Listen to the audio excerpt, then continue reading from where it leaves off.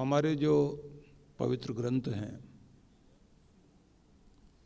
उनमें जीवन के संबंध में कुछ चीज़ें बहुत बड़ी महत्वपूर्ण कही गई हैं। सबसे पहले हम वेदों से शुरू करते हैं। वेदों में एक संदेश है जिसमें ये कहा गया कि तुम अपने स्वरूप को याद करो। स्वयं वाजिन तन्वम कल्पयस्व,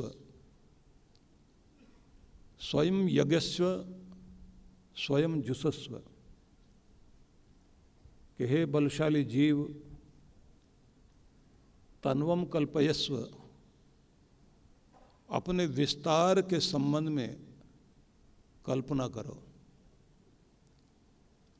उसको उस रूप में देखने की कोशिश करो कि तुम कितने बड़े विस्तार के लिए दुनिया में जन्मे हो, किस ऊंचाई पर जाने के लिए जन्मे हो, कहाँ पहुँचने के लिए तुम दुनिया में आए हो। स्वयं यजस्व, स्वयं जुषस्व, और अपने कर्म कौशल को करते हुए उसका स्वयं ही आनंद लेने की चेष्टा करो। तुम अपना स्वर्ग, अपना सुख स्वयं बनाओ और बनाकर फिर उसका आनंद लेकर जियो। महिमा तेन अन्येन सन्नशे, तुम्हारी महिमा को कोई दूसरा समझने वाला नहीं है। तुम्हारा विस्तार क्या है, तुम्हारी विशेषता क्या है, उसे कोई दूसरा नहीं समझेगा, दूसरा नहीं कहेगा। मतलब तुम अपनी महिमा को स्वयं समझने की कोशिश करो कि तुम क्या हो। विचार कर देखिए, भगवान ने प्रत्येक व्यक्ति के अंदर बहुत बड़ी शक्ति दी है। उसके पास साधारण पावर नहीं है, लेकिन जिस प्रकार से हम दुनिया में सांसारिक जाल में उलझ जाते हैं, अपनी शक्ति को पहचान नहीं पाते। हर एक व्यक्ति ने अपना एक दायरा बना रखा है जिसमें हर दिन हम लोग गोल गोल घूमते हुए जीवन को पूरा कर लेते हैं। ये बिल्कुल उसी तरह से है जैसे भेड़ चाल चलते हुए भेड़ें जिस प्रकार से जीती हैं।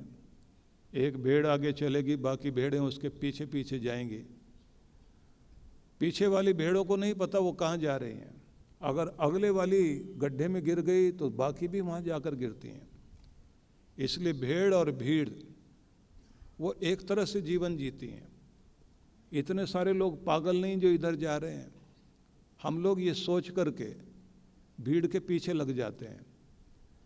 जब भी कोई व्यक्ति अकेला होकर के अपने बारे में सोचना शुरू करता है और दुनिया की भेड़ चाल से अलग हट करके जीवन जीने की कोशिश करता है, वो अपना एक इतिहास रचता है। और जो लोग भीड़ में चल करके जीवन जीते हैं तो बिल्कुल उसी तरह से होता है कि जैसे इतने सारे लोग दुनिया में हैं। आप समझिए कि 760 करोड़ लोग दुनिया में रहते हैं। कितने लोग हैं जो अपनी इस दुनिया में पहचान बना पाए या एक सुखद जीवन जी पाए। हर आदमी चिंताओं से भरा हुआ है, और अगर हम जिस चीज़ को हम सफलता मानते हैं वो सफलता है या नहीं है, इसकी कसौटी क्या हो सकती है। किसी आदमी को सफल माना जाए तो किस रूप में सफल माना जाएगा। वैसे तो सफलता की पहचान ये मानी जाती है कि कोई कामना आपने अपने मन में रखी और वो पूरी हो गई। किसी एक व्यक्ति ने सोचा कि बस मेरी नौकरी लग जाए, पढ़ाई पूरी हो, नौकरी लग जाए, तो उसे एक सफलता मान लिया जाता है। किसी एक पद पर आप पहुंच गए तो उसे एक सफलता मान लिया जाता है। एक मकान आपने बना लिया, उसको एक सफलता मान लिया जाता है। किसी का एक विवाह हो गया तो उसे एक सफलता मान लिया जाता है। और ये भी एक बात है कि जब कोई व्यक्ति सफल होता है, किसी ऊंचाई पर पहुंच जाता है, तो आपने देखा होगा कि सफल जो लोग हो जाते हैं, कामयाब हो गए, रुपए पैसे में आगे पहुंच गए, जमीन जायदाद, मकान, दुकान, गाड़ी, बंगला सब कुछ हो गया, तो वो एक स्टैंडर्ड बन जाता है। और फिर एक जैसे लोग एक जैसे लोगों के साथ बैठते हैं, सफल लोग सफल लोगों के साथ बैठते हैं, क्योंकि सफलता का अपना एक नियम है कि सफलता आपकी पहचान कराती है। सफलता दूर बैठे हुए लोगों को आपके नज़दीक लेकर आती है। जब आपके पास सफलता आती है तो सफल और ज़्यादा सफल होने की कामना मन में आती है। जिस तरह की सफलता के विषय में हम लोग सोचते हैं, आध्यात्मिक रूप में उसको सफलता नहीं माना गया। आध्यात्मिक रूप में ये माना गया कि प्रत्येक आदमी जीवन में एक चीज़ की तलाश कर रहा है। वो तलाश क्या है? आदमी चाहता है पूर्ण शांति, पूर्ण प्रेम, पूर्ण सुरक्षा, सुख चाहता है, सुविधा चाहता है, साधन चाहता है, संपन्नता चाहता है, सुरक्षित जीवन जीना चाहता है, तनाव मुक्त जीवन जीना चाहता है। हर आदमी की इच्छा होती है कि मरने के बाद भी मेरा नाम दुनिया में रहना चाहिए, मेरी एक पहचान होनी चाहिए, मैं अपने जीवन में वो सब कुछ प्राप्त कर लूं जिसके कारण किसी भी प्रकार की चिंता, दबाव, तनाव मेरे जीवन में ना रहे, मेरे जीवन में मुस्कुराहट रहे। फिर भी जरा सोच के देखिए, हम जिस शांति को, जिस प्रेम को, जिस प्रफुल्लता को, जिस खुशी को ढूंढ रहे हैं, जिसके लिए हम चेष्टा करते हैं, हमारी वो खुशी कहाँ है? माना जाता है कि 4-5 चीज़ें हर आदमी के पास होनी चाहिए। आदमी सोचता है कि अगर हम सुखी रहना चाहते हैं तो पहले नंबर पर हमारी सेहत अच्छी होनी चाहिए, तब हम सुखी रह सकते हैं। बिल्कुल ठीक है ये, और इस प्रकार ये होना भी चाहिए। दूसरे रूप में माना जाता है कि प्रत्येक व्यक्ति जो अपने आप को सुखी करना चाहता है, उसके पास में जीवन और जीविका जीने के लिए इतने साधन होने चाहिए कि वो आत्मनिर्भर होकर के जी सके। हमारी सच्ची खुशी कहाँ ठहरी हुई है? हमारा सच्चा आनंद कहाँ ठहरा हुआ है?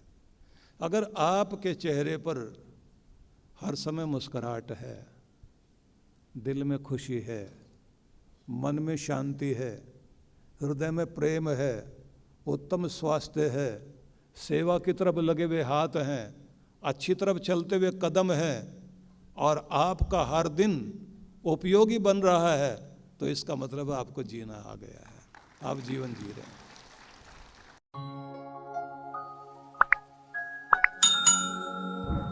परम पूज्य सद्गुरुदेव श्री सुधांशु जी महाराज एवं डॉक्टर अर्चिका दीदी जी के पावन सानिध्य में गुरु पूर्णिमा महोत्सव 30 जून से 3 जुलाई 2023।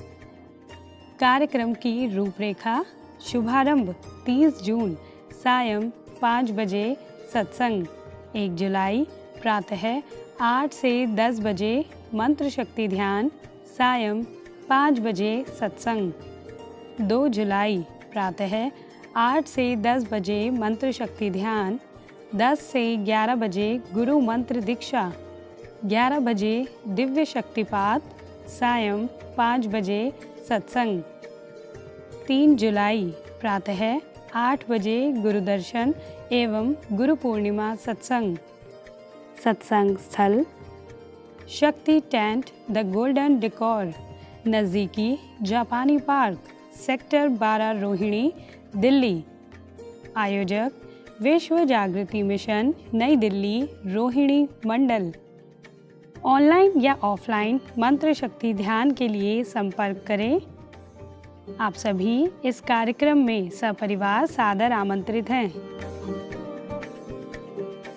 परम पूज्य श्री सुधांशु जी महाराज के पावन सानिध्य में ब्रह्मलोक आश्रम में श्री कैलाश मानसरोवर निर्माण हेतु भक्ति सत्संग दिनांक 10 और 11 जून। कार्यक्रम की रूपरेखा। 10 जून रायपुर नगर, शाम 5 से 7 बजे आशीर्वचन।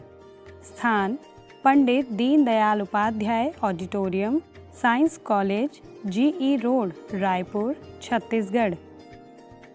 11 जून ब्रह्मलोक आश्रम, प्रातः 8:30 से 12 बजे गुरुदर्शन। चरण पादुका पूजन एवं आशीर्वचन। स्थान ब्रह्मलोक आश्रम, ग्राम परसदा, कुम्हारी, दुर्ग। आयोजक विश्व जागृति मिशन छत्तीसगढ़ मंडल।